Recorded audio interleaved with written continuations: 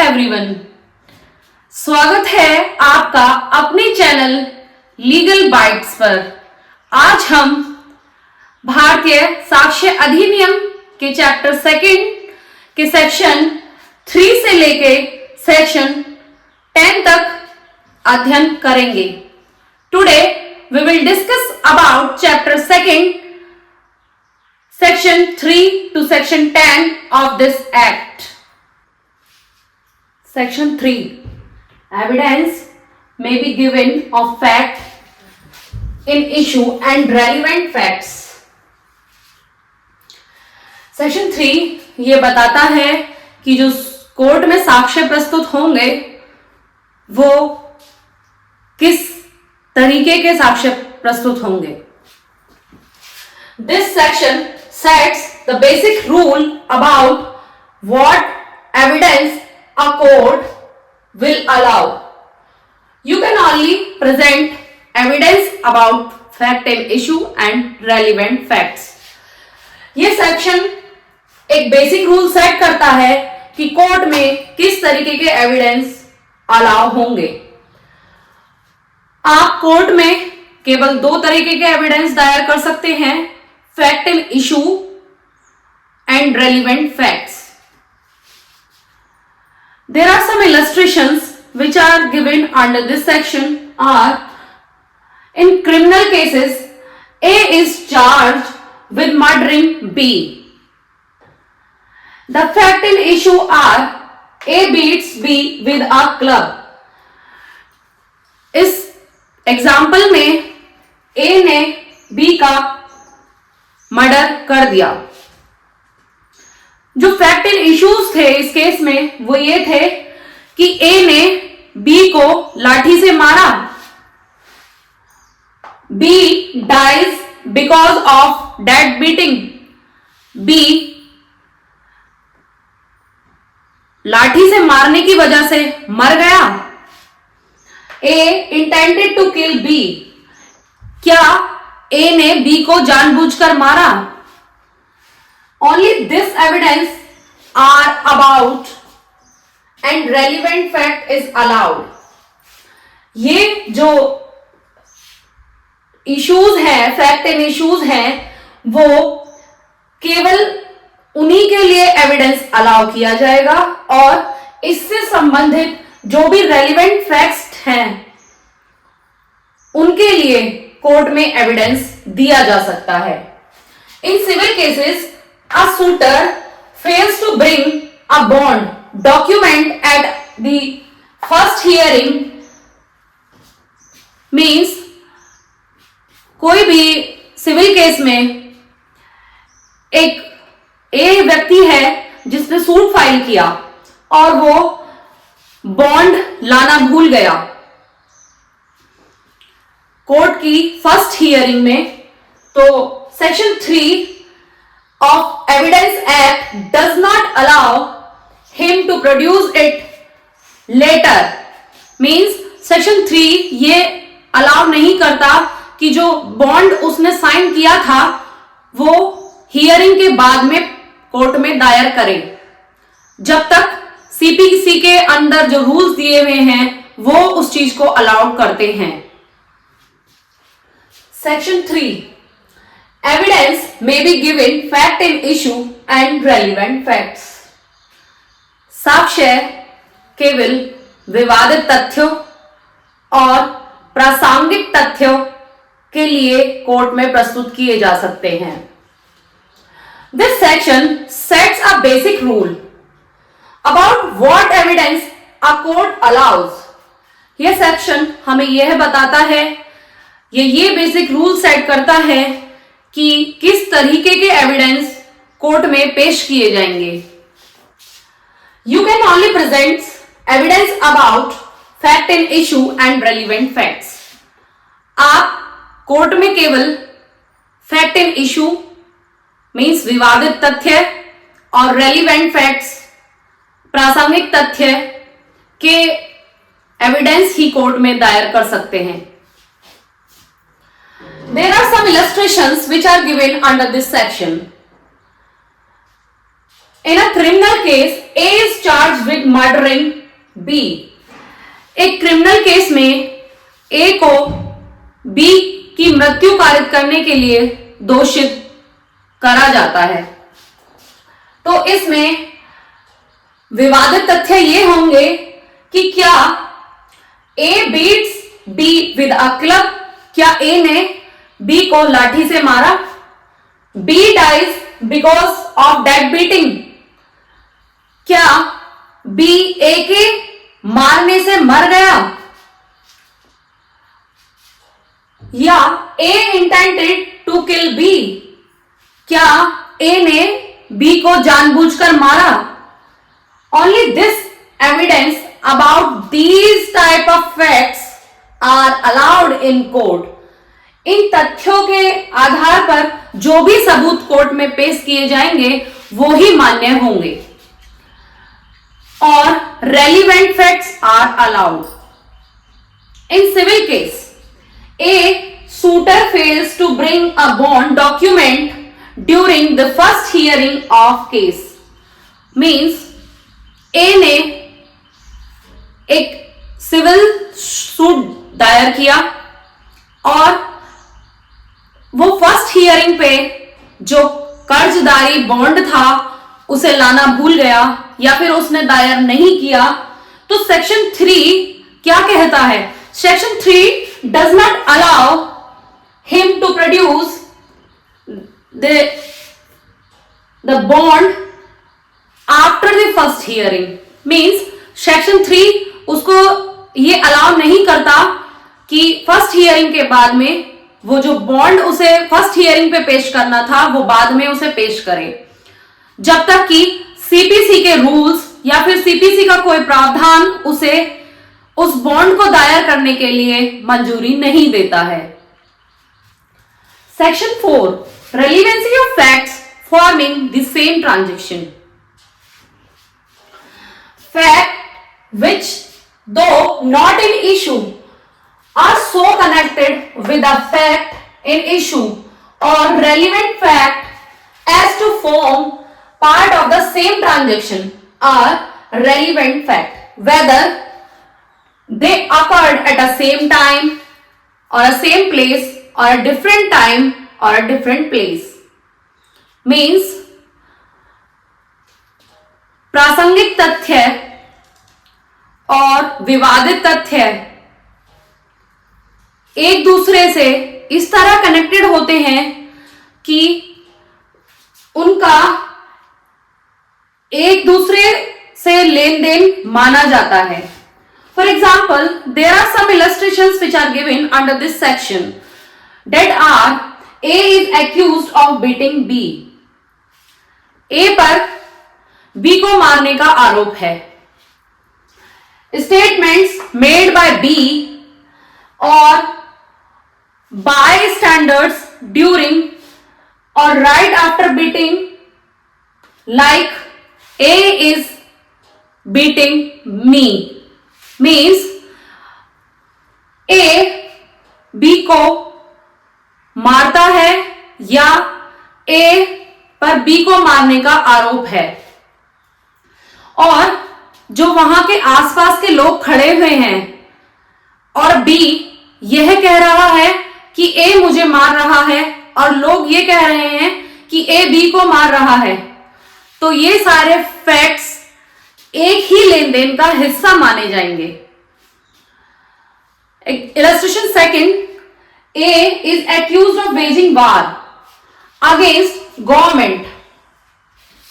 Multiple related acts like destroying property, attacking soldiers, even if done at a different place or by others, are parts of same transaction. Means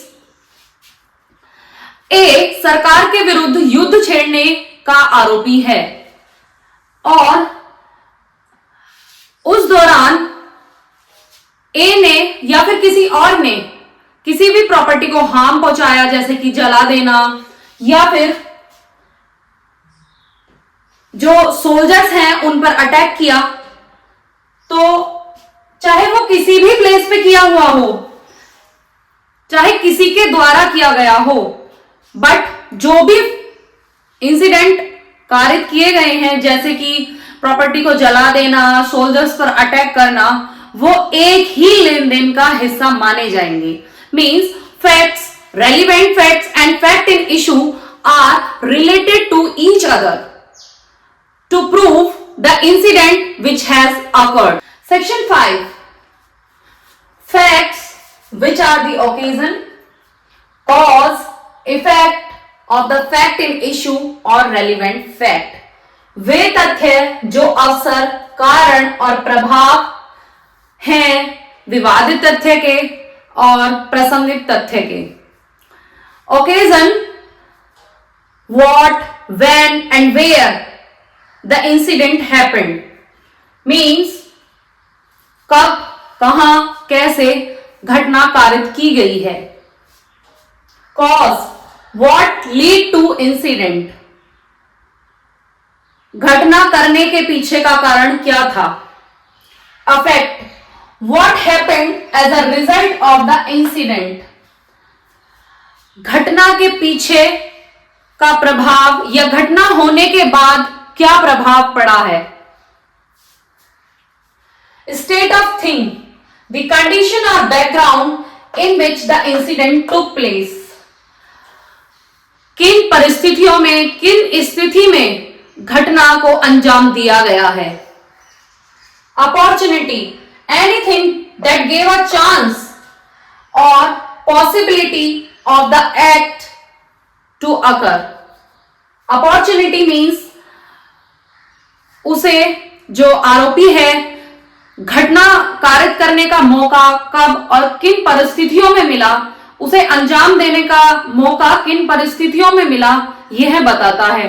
There are some illustrations which are given under section 5 of भारतीय साक्ष्य अधिनियम। The first one is A is accused of robbing B on highway। A B को Rob करने के लिए आरोपी है। The fact that A was seen heading near highway a few minutes before is relevant fact and shows opportunity and possibility। A को highway के पास कुछ minute पहले छिपे हुए देखा गया और उसका छिपना यह बताता है कि उसने बी के साथ लूटपाट की है। यह इसका प्रासंगिक तथ्य माना जाएगा। Second, A is accused of murdering B. A पर बी का मर्डर करने का आरोप है। फैक्ट, तथ्य क्या है इसमें? ए हैड बॉट अ नाइफ। ए ने चाकू खरीदा एक दिन पहले। घटना करने से एक दिन पहले ए ने चाकू खरीदा, तो जो उसका चाकू खरीदना है वो प्रासंगिक तथ्य माना जाएगा। It is a relevant fact related to the incident. Section 6, motive, preparation and previous conduct and subsequent conduct. Section 6 says about the followings. First, motive, why the person would commit the crime। motive means उद्देश्य, उस person का, उस व्यक्ति का अपराध करने का क्या उद्देश्य था। Second, preparation, whether the person made planning or arrangements, क्या उस व्यक्ति ने अपराध करने से पहले क्या क्या तैयारियां की थी, क्या प्लान्स बनाए थे। 3, conduct, what the person did before or after the incident। Conduct means आचरण, उस व्यक्ति का अपराध कारित करने से पहले क्या आचरण था और अपराध कारित करने के बाद क्या आचरण रहा होगा। Under this section there are two types of conduct which are given. First is previous conduct and second subsequent conduct. Previous conduct is a conduct of a person before committing the crime, and subsequent conduct is a conduct of a person after committing the crime. Previous conduct मतलब किसी व्यक्ति का अपराध कारित करने से पहले क्या आचरण था, उसकी क्या सोच थी, और सब्सिक्वेंट कंडक्ट मतलब कि किसी व्यक्ति का अपराध करने के बाद क्या आचरण रहा होगा, क्या सोच रही होगी. There are two illustrations which are given under this section. Explanation 1. इस धारा के आचरण शब्द के अंतर कथन नहीं आते जब तक कि वे कथन उन कथनों से भिन्न कार्यों के साथ साथ और उन्हें स्पष्ट करने वाले न हों, किंतु इस अधिनियम की किसी अन्य धारा के अधीन उन कथनों की सुसंगति पर इस एक्सप्लेनेशन का कोई प्रभाव नहीं पड़ेगा. एक्सप्लेनेशन 2 कहती है जब किसी व्यक्ति का आचरण सुसंगत है, the conduct of a person is relevant, तब तक उसे या उसकी उपस्थिति और श्रवण गोचरता में किया गया कोई भी कथन जो उस आचरण पर प्रभाव डालता है सुसंगत होगा. Illustration 1. A is tried for murder of B. The fact that A murdered C, B knew that. Means A का आचरण B की मृत्यु कारित करने के लिए किया जाता है और B यह जानता था कि A ने C को मारा है. B had tried to extort money from A by threatening to make his knowledge public. Means कि B ने A से पैसों की डिमांड की कि या तो वो उसे पैसे दे दे, धमकी दी उसे कि या तो वो उसे पैसे दे दे वरना वो उसकी जानकारी जो उसे पता थी कि A ने C को मारा है वो उसे सार्वजनिक कर देगा, पब्लिक कर देगा. तो B का उससे कहना और A का B को मारने के लिए आचरण करना, these facts are relevant facts toward this case. Illustration 2. The question is whether A robbed B. The fact that after B was robbed, C said in A's presence. प्रश्न था कि A ने B को या A ने B के साथ लूटपाट की है.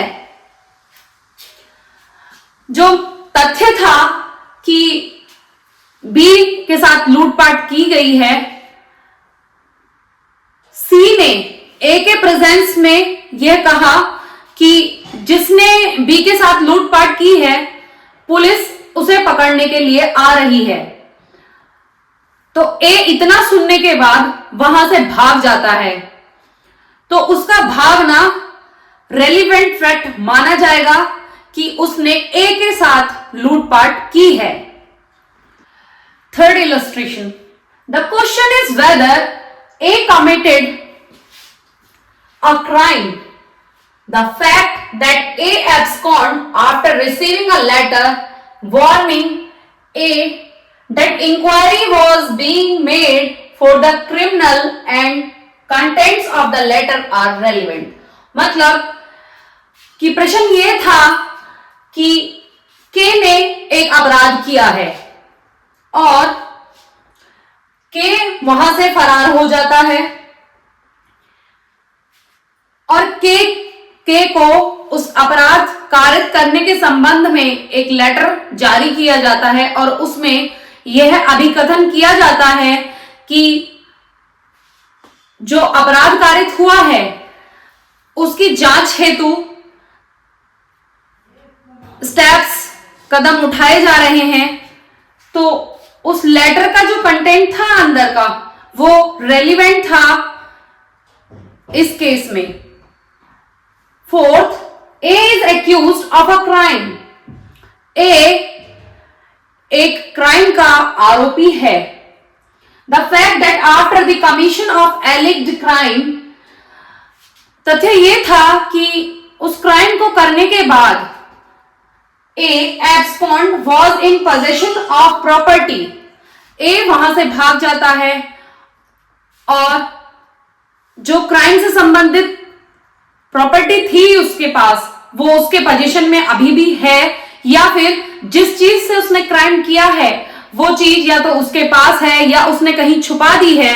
तो इस चीज का करना रेलिवेंट फैक्ट माना जाएगा। Section 7, facts necessary to explain fact in issue and relevant facts.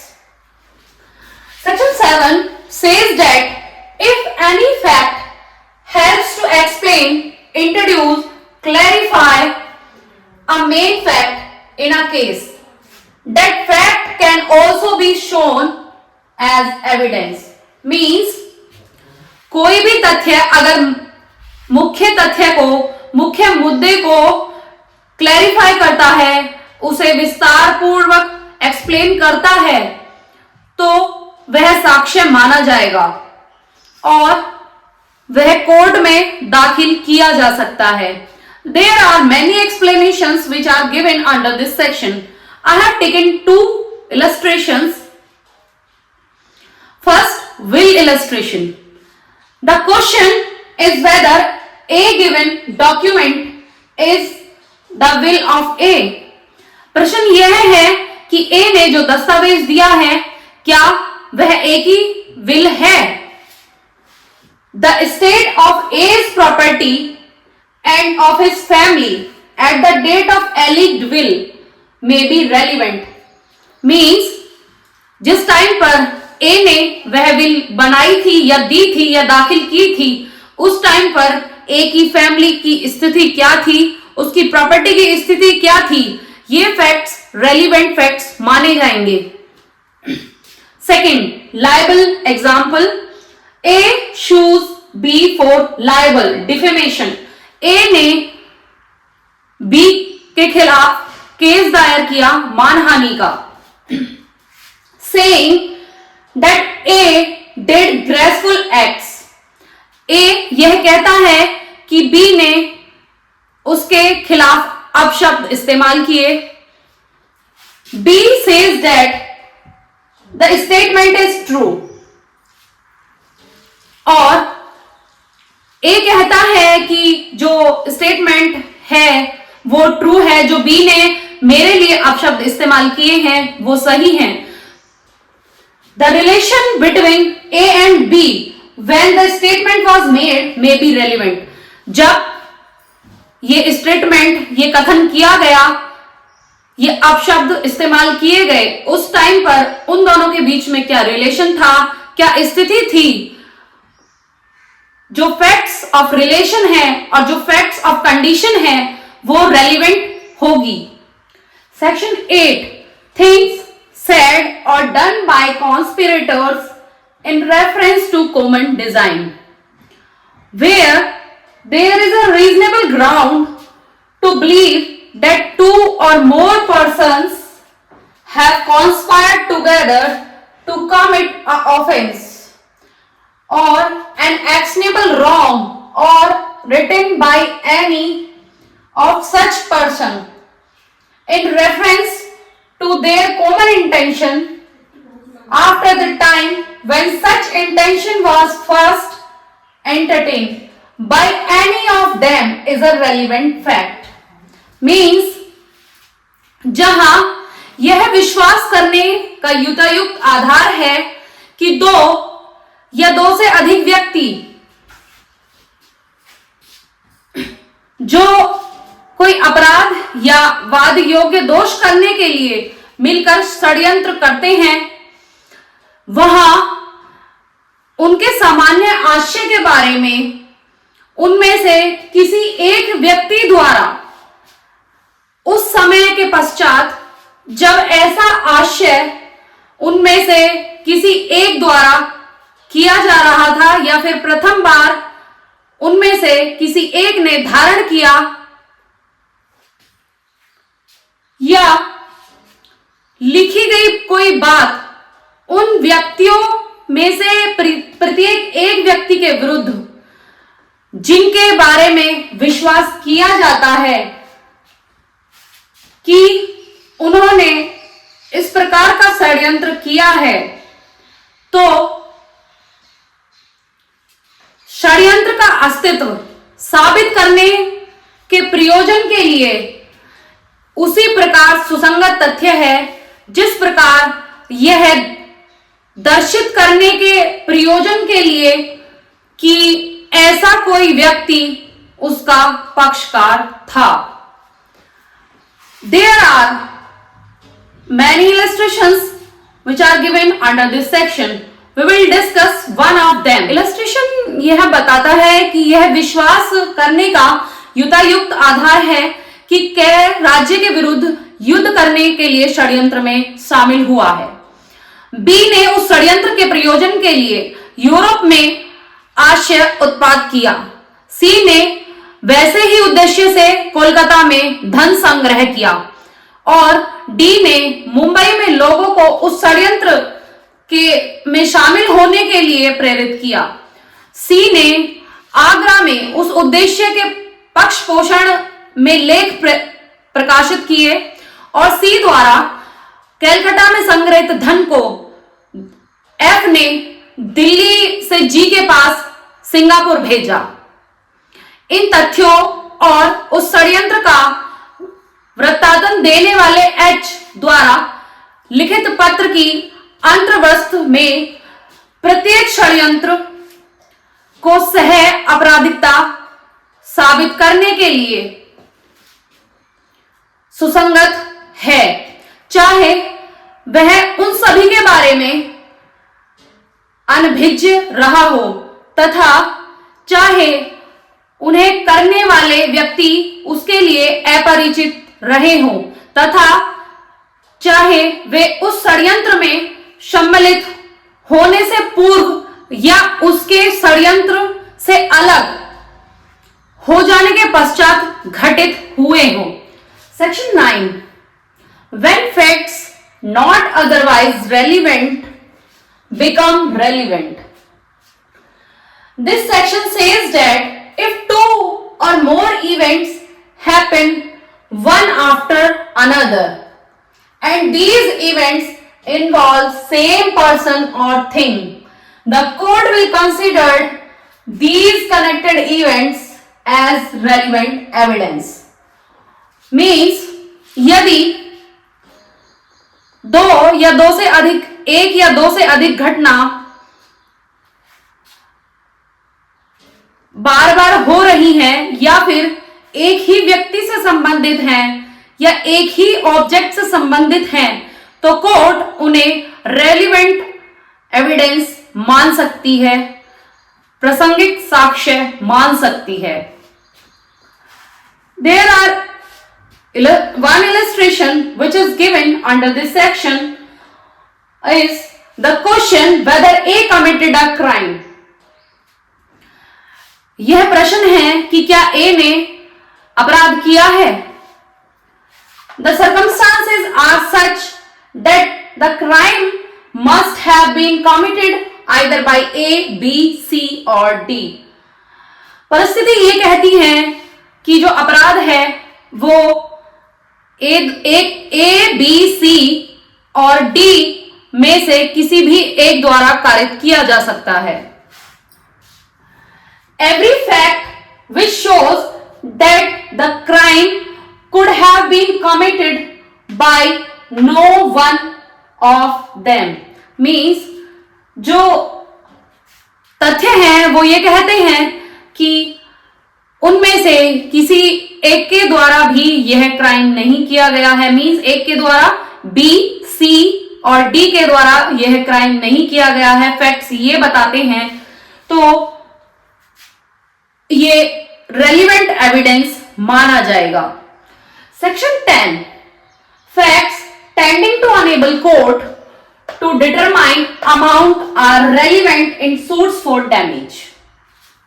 In suits in which damages are claimed, any fact which will be unable to court to determine the amount of damage which ought to be awarded is relevant. वो सभी तथ्य जो court को ये decide करने में मदद करेंगे कि मुआवजे की रकम कितनी दी जानी है, वे सभी फैक्ट्स रेलिवेंट होंगे. If you like my video, do comment and do subscribe my channel. Thank you.